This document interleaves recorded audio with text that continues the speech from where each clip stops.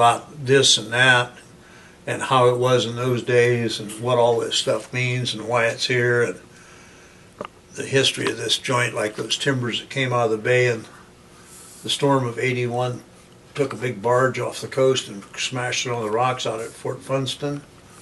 And I went out there and salvaged the timbers to make this loft out of there, out of the ocean. Now, like the pieces you made of the sculptures, where do you collect those? Well, when I'm traveling and I run across a farm like John Loomis's down in San Luis Obispo, he had 6,000 acres that his family had owned for 200 years, and they had a canyon where everything from that ranch went into that canyon on its demise.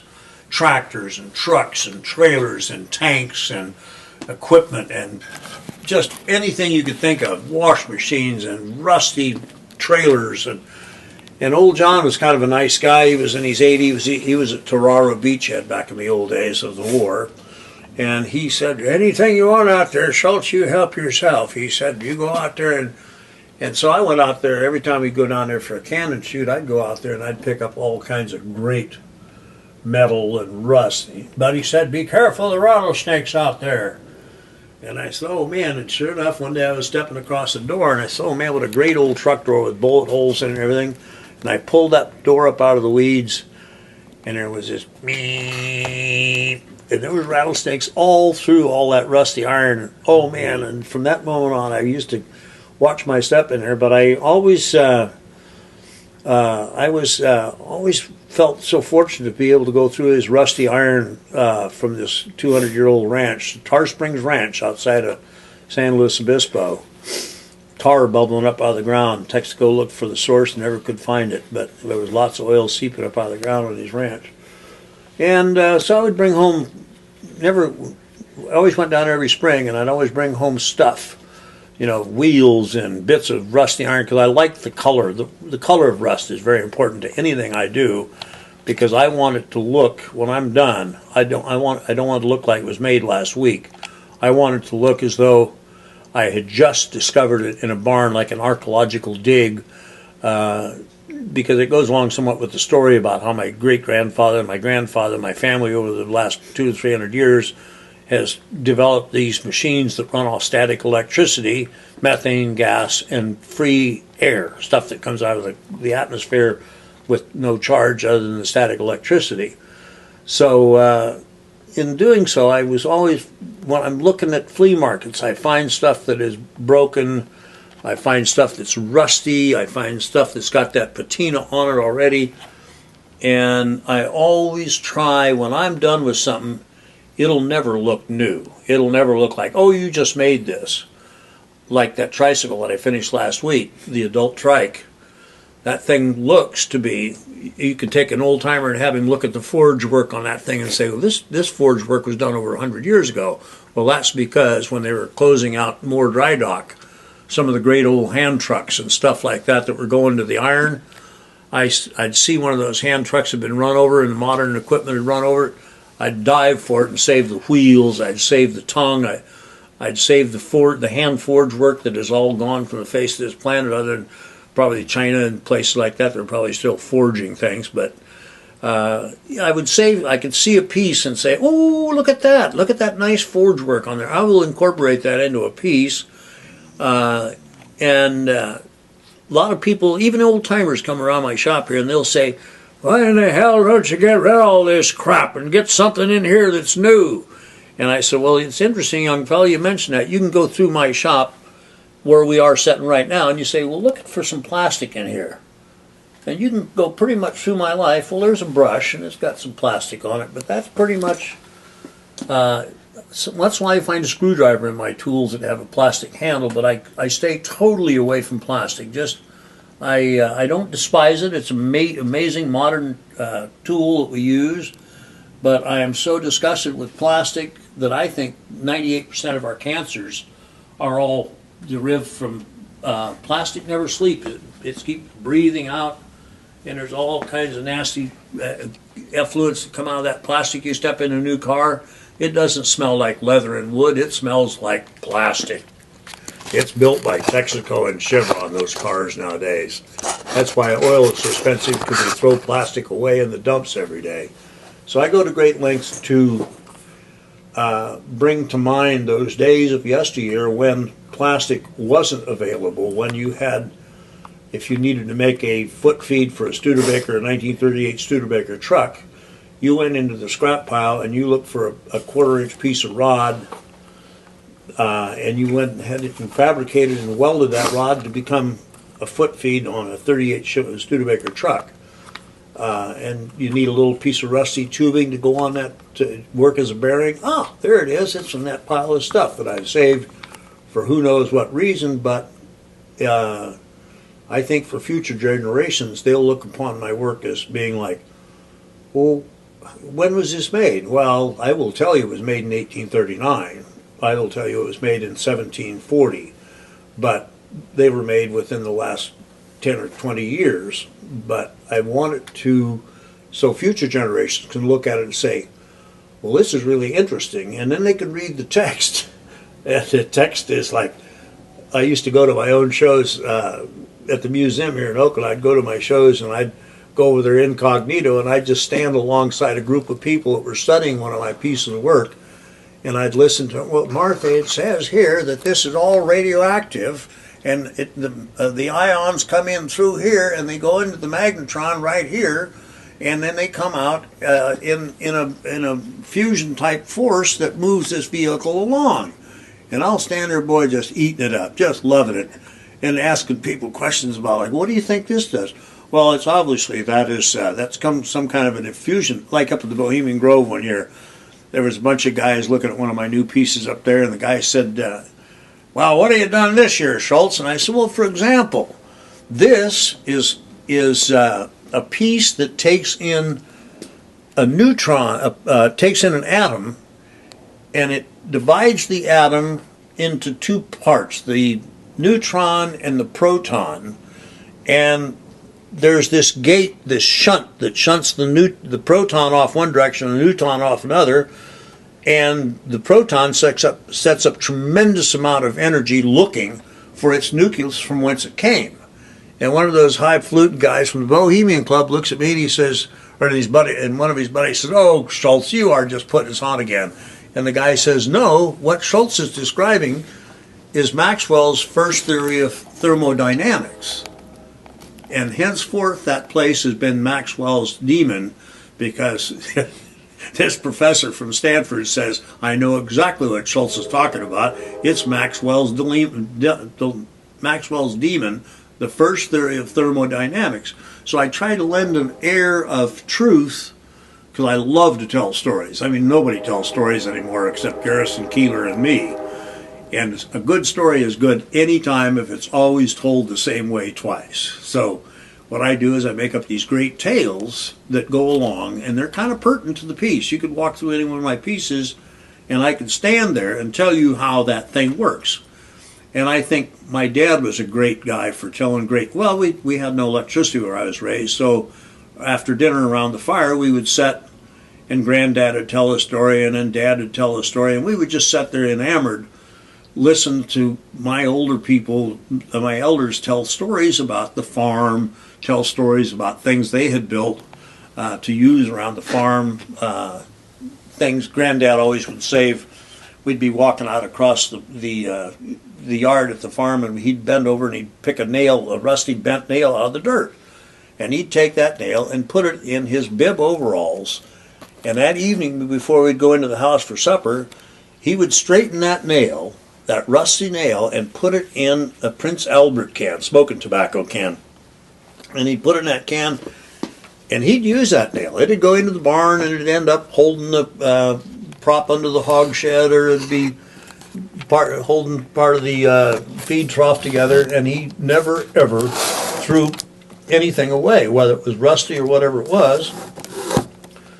And Nebraska was so fair on its equipment, it would get rusty, but the rust was never serious rust. It was always the most beautiful patina. Just, oh man, just gorgeous color, just maybe with a little moss on it. Well, we never got moss in Nebraska, but because it was too dry, but we always got a good coloring of lichen possibly on it under a tree or something. And I always admired that finish on the hard equipment. Like this last piece, the tricycle I just built, if you'll notice that seat on there says Western Land Roller Company, Hastings, Nebraska. Well, I was born 6 miles from that big foundry there in Hastings, a town of 22,000 people, dead in the middle of the United States, 1,733 miles from New York City or San Francisco, right dead in the middle, geographical center of the U.S. And I was born right nearby there, and never owned a watch. Never owned a watch. Yeah, the Navy. When I joined the Navy, they always rang when it was time to eat, or they'd blow a whistle when it was time to go to bed, or they'd blow a whistle when it was time to get up. And you'd rise and away you'd go. So I never felt a need for time. I have never kept track of time. Like you look around my space here, you don't see any clocks on the wall, but I can tell you within 5 minutes what time it is. It's dinner time, it's supper time, it's whatever it is. I can pretty well tell you because we don't really need time. God, a man created time because otherwise everything would happen all at once. So what they did with the timing device, they time it so different things happen at different times. Otherwise, everything would be, you'd get up in the morning and it would all happen before noon because everything had happened at once. But with a clock, you can say, okay, it's time for this, it's time for that, it's time for this. 10 o'clock news is on at 10 o'clock, strangely enough. But I can just about tell you that what the 10 o'clock news is going to be. It's going to be, in a couple hours from now, it'll be 10 o'clock. And time is not something that we have to track each day. It's just not necessary. And then, how long have you been an artist? How long? I don't know. I think I've always been an artist because I know darn well I would never gotten out of high school if it came to mathematics and English and things of that nature.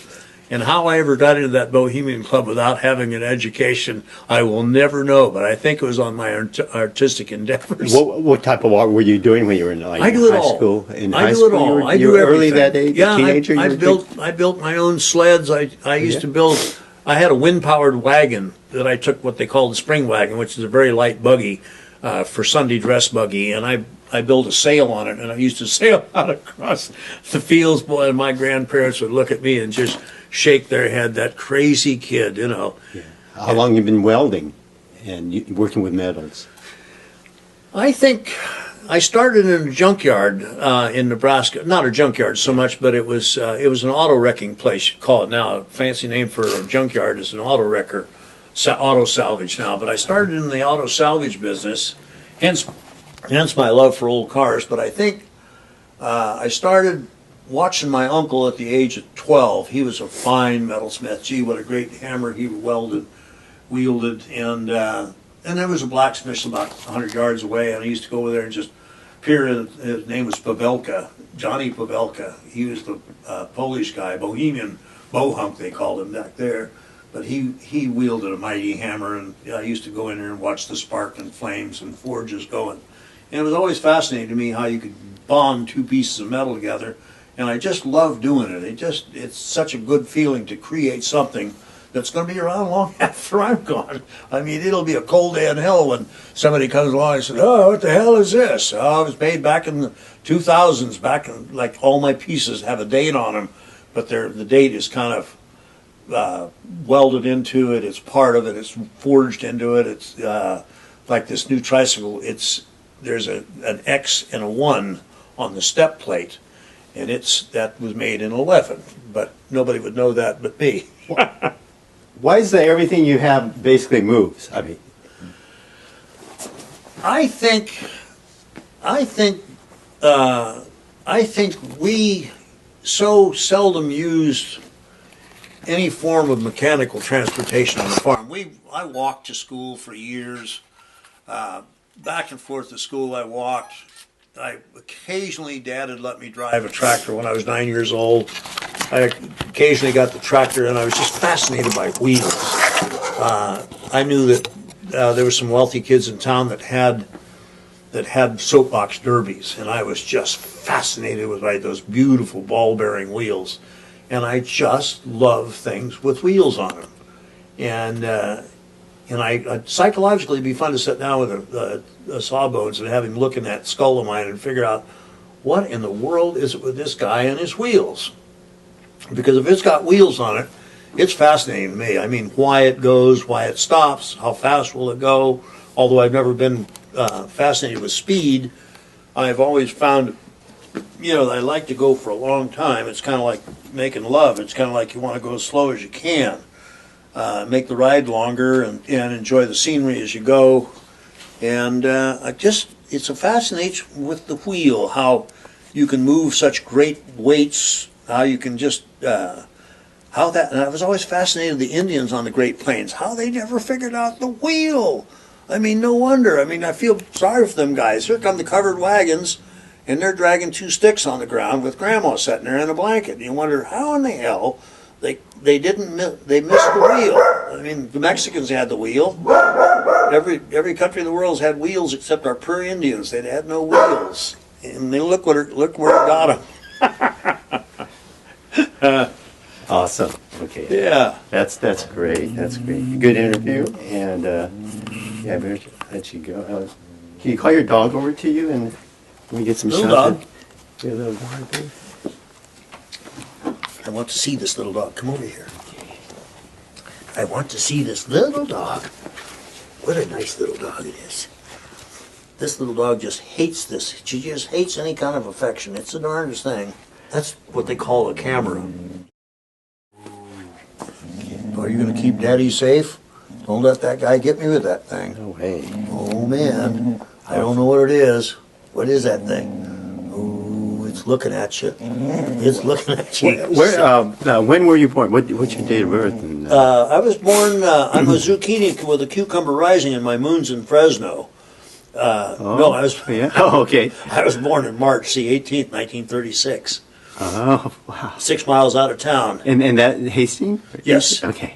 Yeah. Great. And you lived on a farm. What kind of farm was it? Flat and dirt and black, and about 12 head of cattle, 2 teams, horse-drawn equipment, and we burned corn cobs for heat because there wasn't any wood in Nebraska. And Grandma did the cooking. It was her kitchen, and Granddad and I and my father, and we worked the fields. And it was corn and oats and wheat, and then we grew all our own produce as well. And some people say, like my wife says, she says, you were raised organically. Yeah.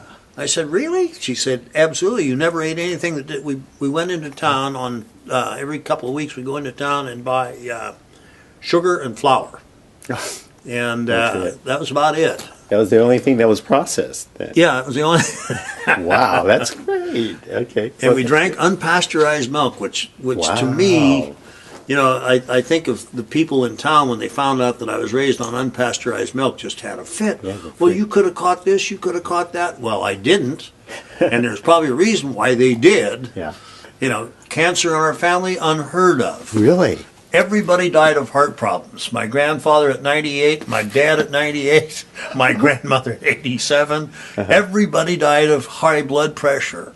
But they all almost made it all. I think if Dad hadn't smoked, he probably would have made it to 100. And Granddad, he always... Yeah, so in comes my bride, so that's going to wind us down here. Sure will. Yeah. Do you want to get her in the interview real quick? This is the reason I'm still alive. Carol? Hi, I'm Paul. Hi. Oh, Paul. Nice to meet you. Nice meeting you. Right on. Yeah, I'm just doing a quick interview. I'm wrapping up, so why don't you get it real close? This is the reason why I'm still around, is because she takes care of me. Well, she's the gal that says it was on account of the eating natural on the farm. She says you were raised organically. We were just at that part just now about the organic. I'm in love with the farm boy who lives inside this artist. It was raised very simply on a farm with no running water, no electricity. Yeah. Just lots of good hard work and wonderful grandparents. Yeah. And cut. Okay. Boy, is that fancy and nice. You should have seen thing. He set up. Was that the lens to that, and is the brain down in there? No, this is a recording device. high end. So this is your day job, your night job? Yeah, it's just what I do. Okay. This is what I do here. And Now, is that on a tape or a disc, or is it? It's on tape. It's on a tape. And yeah, it's yeah. I think let me just see if I got it here real quickly. Yeah, it's Being around a Luddite, I'd be surprised with it. Yeah. Don't touch Ken it. just called. He says he's got a space on the Right. bus for us. Okay. Did you guys go to the zoo? Yes. How was it? You've had a great day. It was fabulous.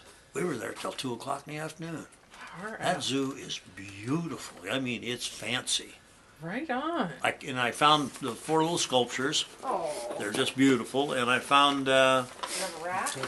yes, hungry guy too, isn't he? okay. Let me just unplug it. And we, the zoo is, I would say Jackson ought to be out there first thing in the morning. It's absolutely incredible. He goes. Oh, he does? Yeah. Okay, meerkats and a flock of elephants and a flock of these and a flock of those and monkeys and gibbons and snakes and all kinds of wonderful things in natural habitats. My African belt is still there, pretty much untouched. And the tiger grotto is still there, but it's they've altered it and they filled in the moat and put. Matter of fact, I don't know what's in there. I didn't see anything in the tiger grotto, but I think there were parrots sitting in there.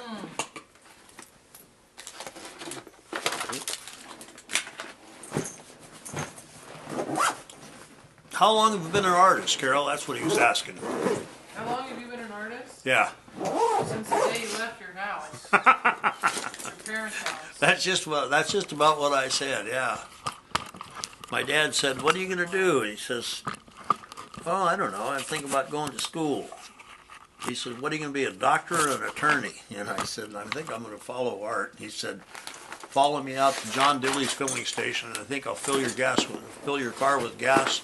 And he said, "Mr. Dilly, service this man's Chrysler for a one-way trip to California."